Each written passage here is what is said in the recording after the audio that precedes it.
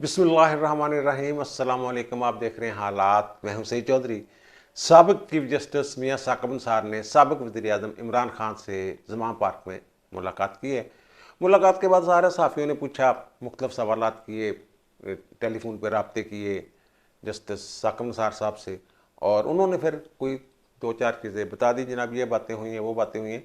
लेकिन अंदर हुआ क्या एक्चुअली, इस मुलाकात में जो बातें हुई हैं वो हमने निकाली हैं अपने ज़राए से।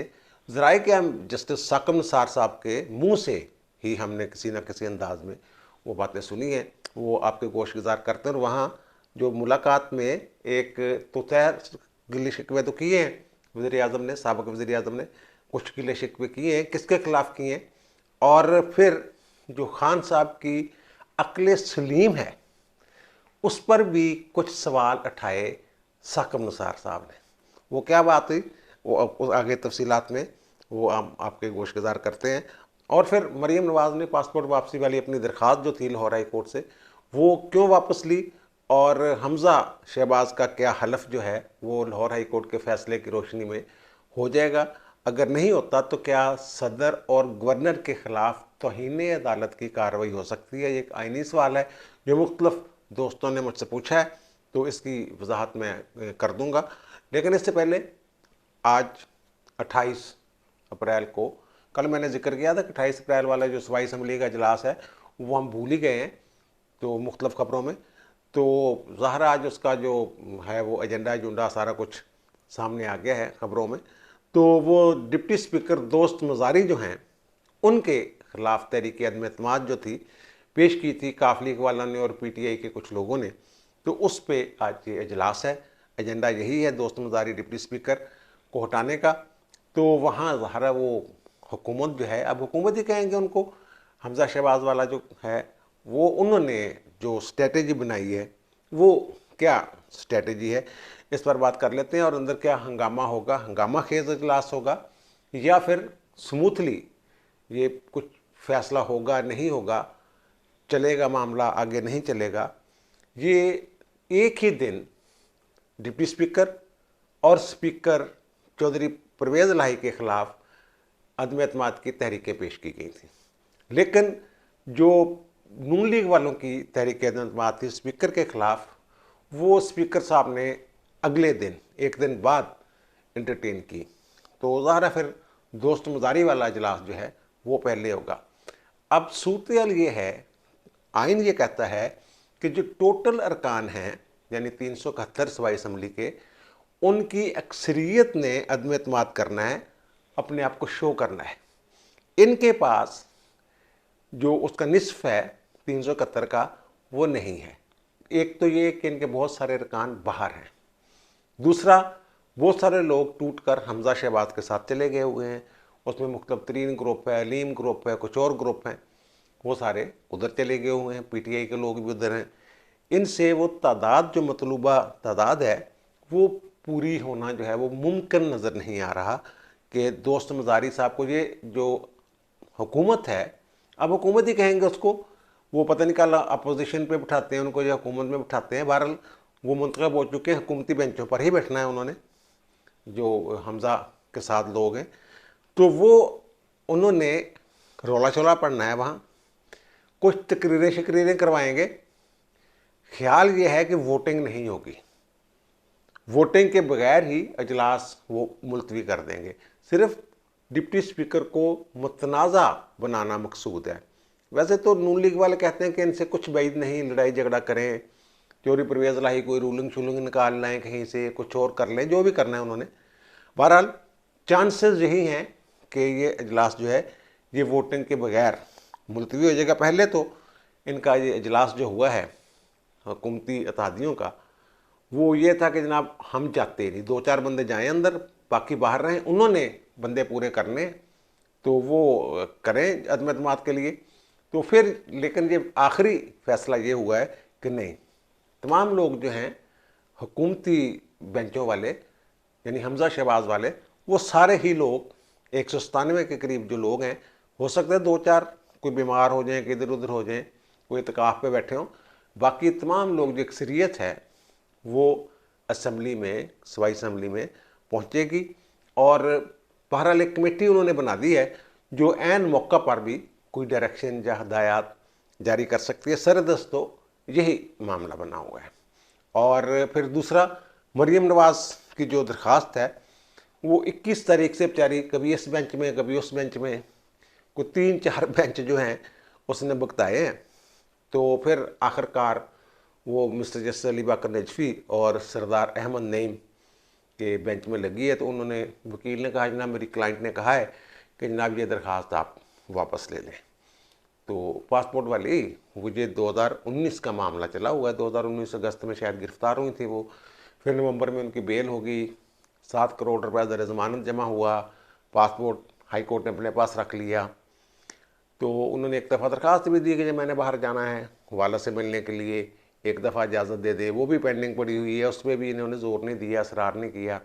तो ये भी इन्होंने दरख्वास्त वापस ले ली, मुतफर्रिक दरख्वास्त थी, और वापस लेने की बुनियाद पे वो मुस्तरद हो गई। तो मैंने जो लीगल टीम है मरीम नवाज़ की, उनसे ये पूछा है कि ये दरख्वास्त वापस क्यों ली है। सवाल तो बनता है, जहन में आता है कि पहले तो आप, वो कहते हैं जी उम्रा पर जाना था उन्होंने, वो अब लेट हो गया कुछ मामला थोड़ा बहुत, और दूसरा ये कि हम कोई ऐसा तासर नहीं देना चाहते कि अब हुकूमत में आ गए हैं तो शायद इनको कोई राहत मिल रही है, केस में है कुछ नहीं।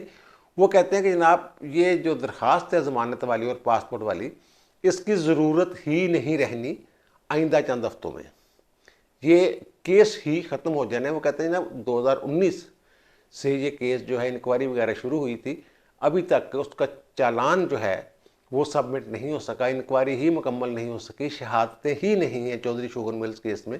तो फिर वो ये ज़मानत वाला जो केस है ये भी नैब खुद ही अपील में गया हुआ है, लेकिन वो कहते हैं अपील में नैब की अपील भी उठ जानी है और हमारा केस जो है वो भी क्लियर हो जाना है।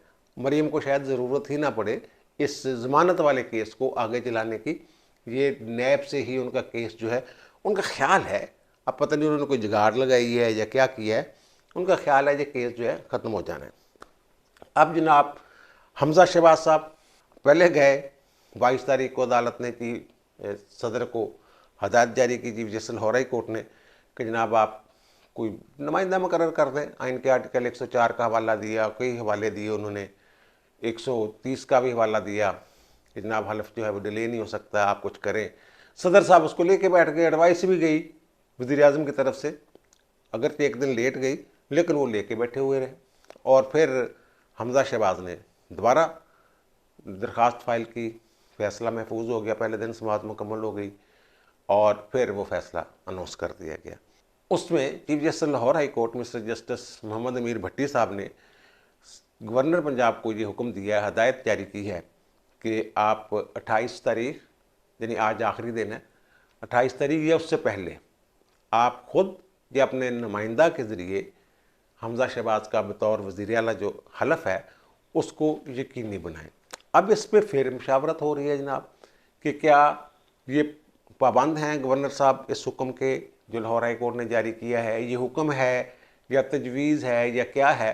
एडवोकेट जनरल अहमद अवैस साहब जो है, जिन्हें काम से रोक दिया गया है, वो ये कहते हैं कि जनाब ये लाहौर हाई कोर्ट का हुक्म नहीं है। वो कहते हैं जनाब एक अदालत ने एडवाइस दी है या सजेशन कह लें कि जनाब आप ये करें, हल्फ लें, और इस पर वो कहते हैं उनका ख्याल है कि हुक्म नहीं है इसलिए तो इन्हें अदालत की कार्रवाई जो है वो नहीं हो सकती, इस तरह की बात की है। अदालत ने जो लफ्ज़ इस्तेमाल किए हैं, 3 सफ़ात का हुक्म है हाई कोर्ट का टोटल, वो जो उन्होंने अल्फाज इस्तेमाल किए हैं वो हम आपको दिखा देते हैं। उन्होंने वाक़तन यही लफ्ज़ इस्तेमाल किए हैं, सजेस्ट का लफ्ज़ इस्तेमाल किया है, एडवाइज्ड लिखा है और प्रपोज्ड लिखा है कि हम ये कर रहे हैं, प्रपोज कर रहे हैं, एडवाइस कर रहे हैं, सजेस्ट कर रहे हैं गवर्नर को कि उनका हल्फ लें 28 तारीख तक, 28 तारीख से पहले या 28 तारीख को उनका हल्फ लें, ये आर्डर जो है। लेकिन उसके अल्फाज जो हैं वो थोड़े से काबिल गौर है। ये सजेस्ट के साथ उन्होंने आगे इंश्योर का लफ्ज़ भी इस्तेमाल किया है कि यकीनी बनाया जाए इस हल्फ को। और फिर उन्होंने ये भी कहा है कि सदर की ये ड्यूटी है कि वो फैसिलिटेट करे वज़ीर आला और वज़ीर आज़म के जो हल्फ होते हैं उनको। और उन्होंने कहा कि ये जो कर रहे हैं 25 दिन से, ये आइन की जो स्कीम है और जमहूरियत जो है उसके मुनाफी इनहराफ कर रहे हैं। ये गवर्नर और सदर के खिलाफ ऑब्जर्वेशन है अदालत की, और ऑब्जर्वेशन जब तक कागज़ पे मौजूद रहती है, फैसले में मौजूद रहती है, हज़फ नहीं होती, उस वक्त तक वो जिसके खिलाफ वो ऑब्जर्वेशन आई होती है उसके लिए मुश्किल पैदा किए रखती है। लेकिन ये तो खैर इन्होंने तो खैर ढीठपन का एक अपना ही म्यार मुकर्रर कर लिया हुआ है। तो ये वो अदालत कहते हैं 1 मिनट भी तखीर नहीं हो सकती। अदालत ने ऑब्जर्वेशन दी हैं इसमें, ज़ाहिर उन्होंने वजूहात बयान की हैं कि मैं क्यों ये हुक्म जारी कर रहा हूँ, तो वो दिए।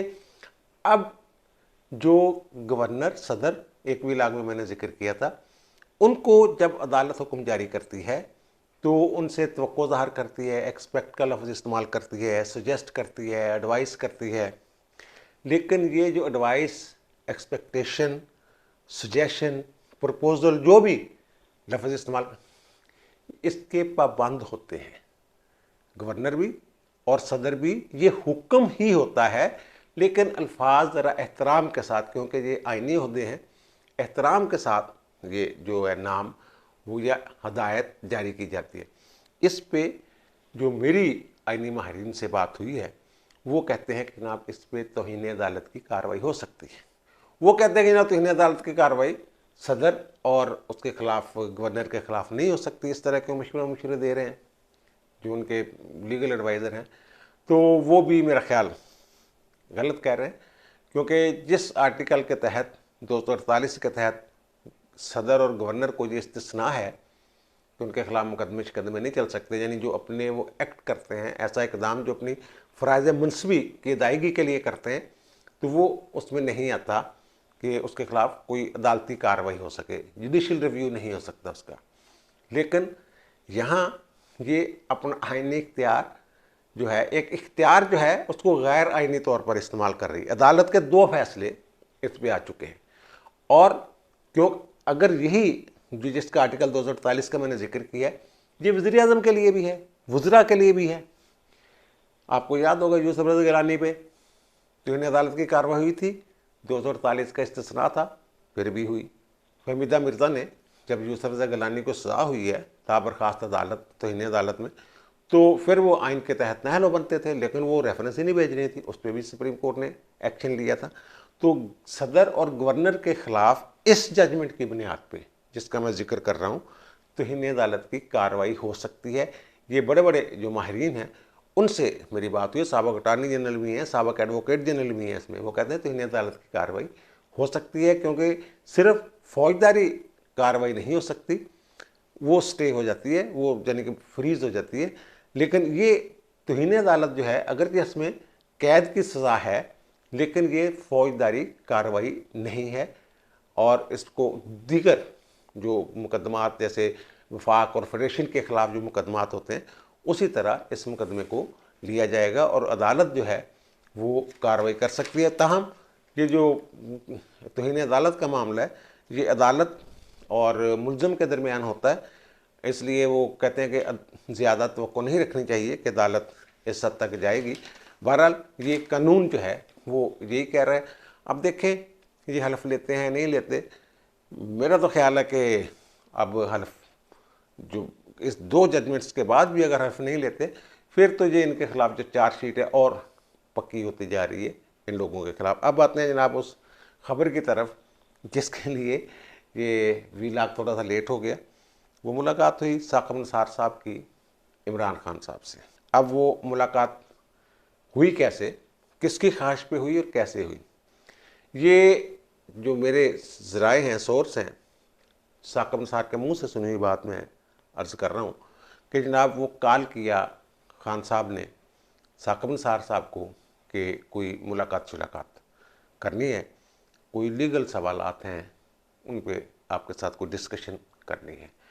तो वो कहते हैं जनाब सिक्योरिटी के कुछ इश्यूज़ थे, तो मैंने फिर खुद ही ये जाना पसंद किया कि मैं खुद ही चला जाता हूँ, कोई मसला नहीं ऐसा। वो गए, मुलाकात हुई, निकले। उसके बाद मुख्तलिफ अखबार नवीसों ने उनसे पूछा कि इस पर वैसे लहरें भी बड़ी हुई है, मरीम नवाज़ ने भी ट्वीट किया है, सोशल मीडिया पे भी सवालात उठ रहे हैं मुख्तलिफ किस्म के। मरीम नवाज़ ने तो ये कहा है ना कि नए पाकिस्तान के फनकार और डैम के ममार, उनका जो गठजोड़ है वो सामने आ गया है। वो इकट्ठे हो गए हैं जो एक दूसरे को सदाकत और अमानत के सर्टिफिकेट देते थे, और फिर ये नवाज शरीफ के ख़िलाफ़ जो साजिश के किरदार हैं उनकी हकीकत सामने आ गई इस मुलाकात के हवाले से। सारे बातें तो बहुत सारी हैं। साकिब निसार साहब के दौर में जो होता रहा है, वो जो इनके सेनेटर थे जिनको टिकट दिए हुए थे, इलेक्शन होने थे 2018 में, वो सारे टिकट कैंसिल कर दिए उन्होंने। फिर बगैर टिकट के भी वो जीत गए। बहरहाल जब इमरान वो नवाज शरीफ नहल हुए तो उन्होंने कहा नहीं जनाब ये तो नहल सदर है, ये तो कर ही नहीं सकता था, उनको टिकट जारी कर चुके हुए थे वो। बहरहाल और भी बड़ी सारी चीज़ें ऐसे कुछ फुटेजेस भी मौजूद हैं जिनमें वो कह रहे हैं कि जनाब 4-5 MP है तो मैं वैसे खड़का देनी थी। साकिब निसार साहब ने जो किया है, और कहते थे जनाब मैं कानून को बुलडोज कर रहा हूँ तो कर लें जो मेरा करना है। इस तरह की कोर्ट में बैठ के वो गुफ्तगू करते थे। बहरहाल बहुत सारा जो किरदार है खान साहब को आगे लाने में, उनमें साकिब साहब का भी किरदार है। वो जैसे मैंने जिक्र किया कि जब सहाफ़ियों ने बात की तो किसी को उन्होंने कहा कि यार मैं रिटायर्ड आदमी हूँ तो किसी से ही मिल सकता हूँ, इसमें भी क्या है। मैंने खान साहब को कहा है कि अदलिया के अंदर तमाम जज जो हैं वो ईमानदार हैं, खुदा से डरने वाले हैं और इंसाफ करने वाले हैं, इस तरह की बातें शतें की। और मैंने कहा कि जनाब अदलिया की तज़हीक जो है वो नाकाबिल कबूल है, वो कबूल नहीं की जा सकती। और मैंने मुलाकात में अदलिया की इज़्ज़त की बात की और ख़ान साहब ने मेरी बातों से इत्फाक़ किया। और ये मुलाकात जो है वो उन्होंने बताया कि जनाब इमरान खान साहब की ख्वाहिश पे ये मुलाकात हुई है। ठीक है, जो हो गया। अब जो असल स्टोरी अंदर सामने आई है कि अंदर हुआ क्या।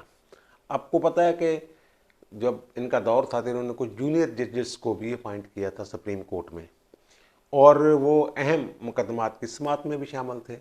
ख़ास तौर पे ये जो रूलिंग थी डिप्टी स्पीकर की आइन के आर्टिकल 5 के तहत कि जनाब ये जो हर शहरी का ये ज़िम्मेदारी है, फ़र्ज़ है कि वो मुबे वतन हो। तो ये जो आई है तहरीक अदम एतमाद, ये आलमी साजिश है फ़लाँ फ़लाँ, वो करके जो उन्होंने रूलिंग दे दी थी, और जो करारदाद अदम एतमाद थी, तहरीक जो थी वो मुस्तरद कर दी थी। जिसके बाद मामला सुप्रीम कोर्ट में गया था। उस केस को सुनने वाले जजेस, बहुत सारे जजेस जो हैं वो साकिब निसार साहब ज़ाहिर चीफ जस्टिस रहे हैं, उनके साथ दोस्तियाँ भी हैं, सब कुछ है, जो भी मामला है।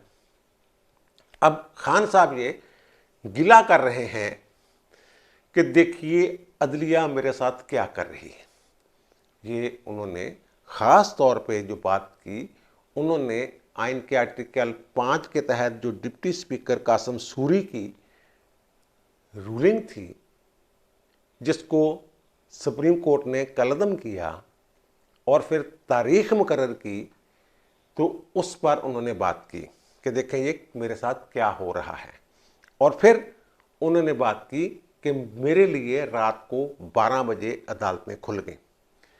अब साबिक चीफ जस्टिस पाकिस्तान, उन्होंने जो आइन के आर्टिकल 5 वाली जजमेंट है सुप्रीम कोर्ट की, जिसके बारे में गिला कर रहे हैं इमरान खान साहब कि उन्होंने जब मुस्तरद कर दी थी, रूलिंग दे दी थी डिप्टी स्पीकर ने, तो उन्होंने उसको कलअदम क्यों किया उस रूलिंग को, और दोबारा इजलास बुलाने का हुक्म क्यों दिया।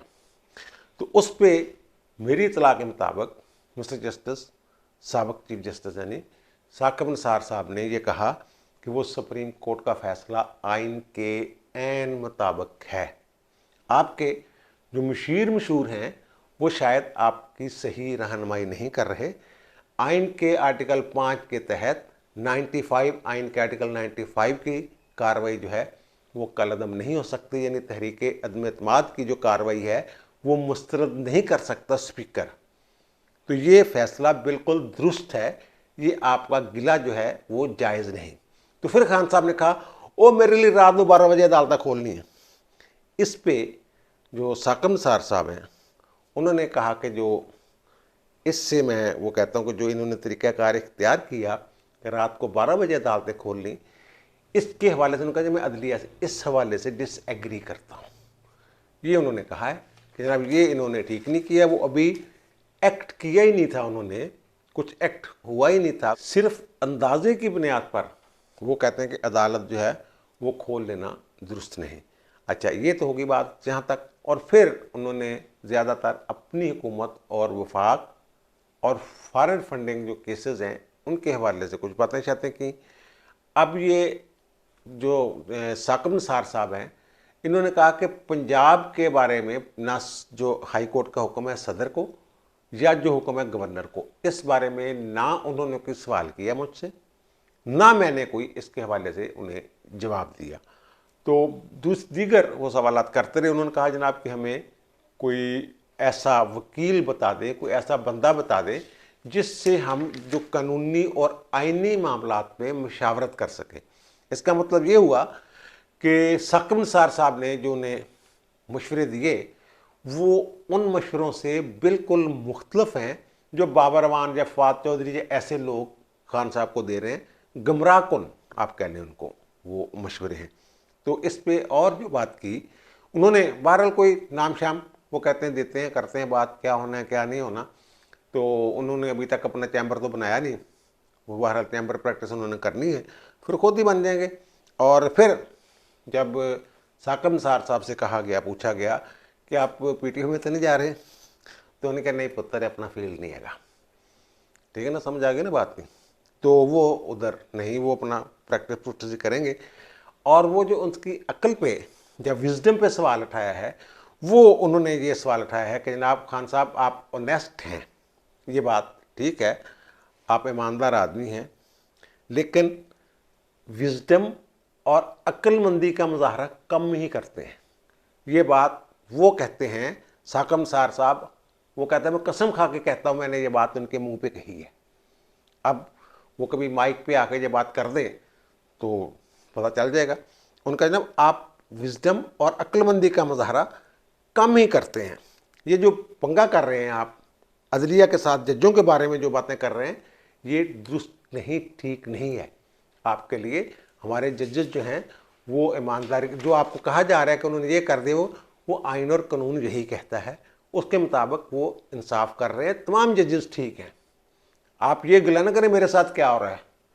वैसे तो एक गल जी बनती है, पहलों जो साकिब निसार के दौर से खान साहब जो कहते सी, मूँह चो कढ़ते सी, वही कानून बन जाता सी, फैसला उन्होंने हक चल जाता सी। हुण जज आइन और कानून के मुताबिक चल रहे हैं। बहरहाल साकिब निसार साहब ने उन्हें ये कहा है कि ये जो जजों के खिलाफ आप बोलते हैं ना, ये अपना ज़रा लोगो लहजा जो आप ठीक करें, ये इधर ना जाएं आप, ये आप अक्ल और शऊर और सियासी शऊर इसका मुजाहरा करें। ये उनकी अक्ल पे सवाल उठा के आ गए साकिब निसार साहब। आगे देखें खान साहब कब किस हद तक मानते हैं। साकिब निसार साहब कहते हैं मेरी हर बात पे उन्होंने ओके कहा है कि ठीक है जनाब आप ठीक कहते हैं, मेरे तमाम मशवरे माने।